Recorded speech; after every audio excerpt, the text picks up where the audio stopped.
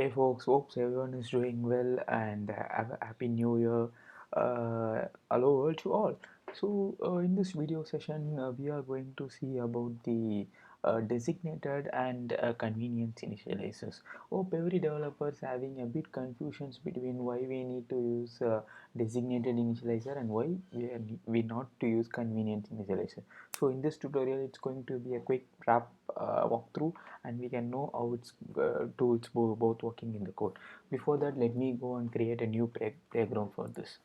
It starts with a new playground, and initially just select the blank playground and choose the desired path you want and desired name you want. I am just going to have an designated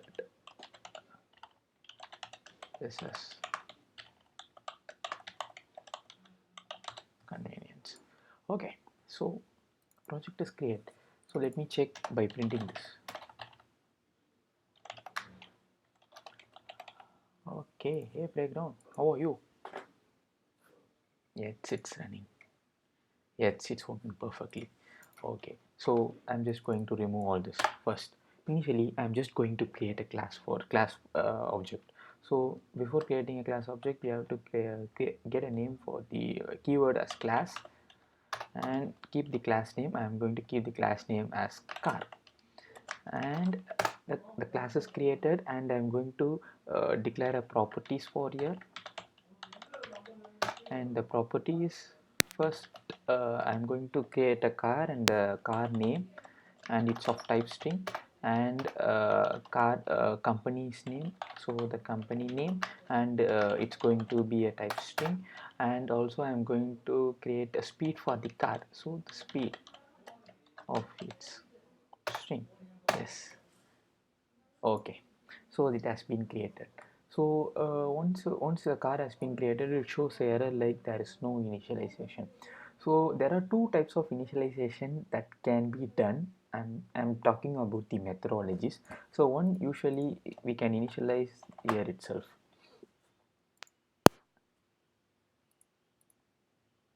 and here and here. Yes, it's taking some time. Let's wait for it. Okay, so it's done. But in a general practice, the initialization done here should not be done. So as a best practice, we have to go for an initialization method, and we have to create a name of type string, and company of type string, and speed of type string. And I'm going to initialize all the name companies to speed with the properties over here. So self dot name equals the name, and self dot company equal to company, and self dot speed equals to the speed. Yes, yes, the initialization done. So why the initialization done here without initialization here is, while the time of creating a class, the initialization done at the time of object creation instead of manually creating over here. So the car is created, and I'm going to create objects for the class. Let create me an object, and it's going to be of type car, and open parenthesis, and shows the name and company and the string. So the name is going to be of course name Ford, and the company is also Ford, and the speed is going to be 100 km.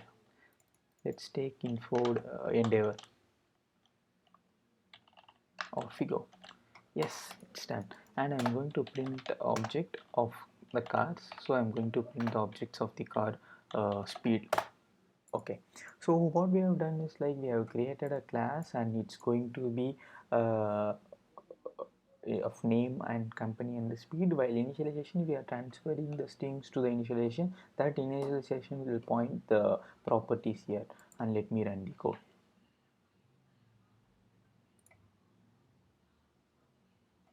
Yes, yes, yes.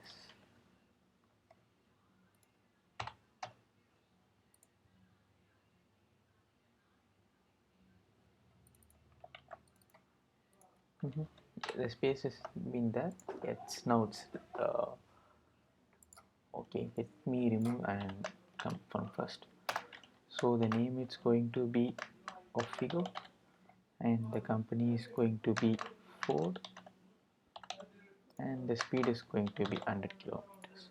So let me run this, and you could see the project is running, and it shows the result as and. Okay, so what this initialization is named? So this initialization is named as designated initializer, and it is the compulsory initializer. It is a compulsory initializer that you have to create whenever you are creating a class or enum or structure. Okay, so where comes the convenience initialization is working? Yes, the convenience initialization is working in this part. So let me going to create a convenience initialization, sorry. Okay, so before convenience initialization has been created with the help of the keyword convenience and select this. Okay, so it has been going to init with a parameter, and the rule of the convenience initialization is we have to call the super dot self dot init inside the convenience initialization. That's one of the important thing that you have to follow. That's a rule of convenience initialization. Okay, so the convenience initialization has been created. Okay, now the car class has been created of type figure, Ford and speed, and now I just want to create the same car class, but I just want to fix the speed of the car. It's not going to be a dynamic at the time of creation. It's going to be a hardcode one, and its speed is constant. There not be any specific types of speed that can be able to applicable to this class. So I'm going to keep the speed of the car should be as constant. So I'm just going taking alone the name and company alone instead of taking the speed, and I'm going to initialize it with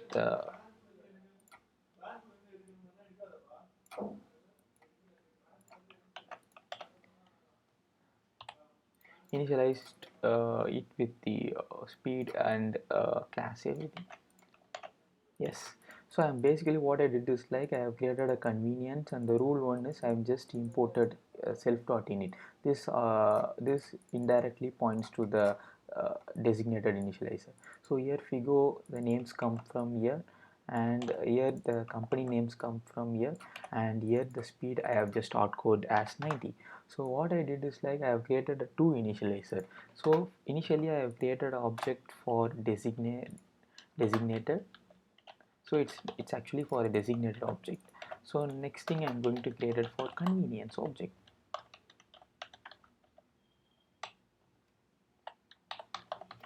convenience.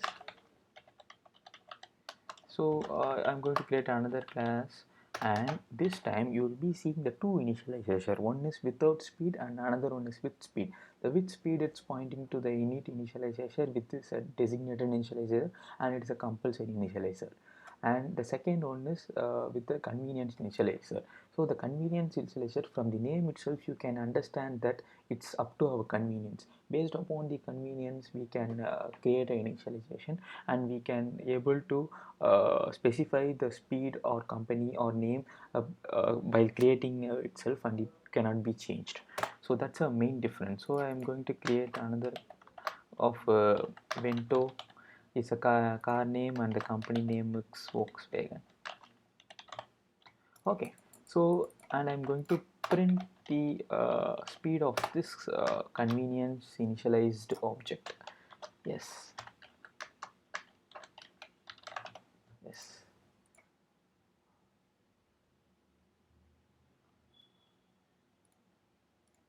Okay, that's a space issue.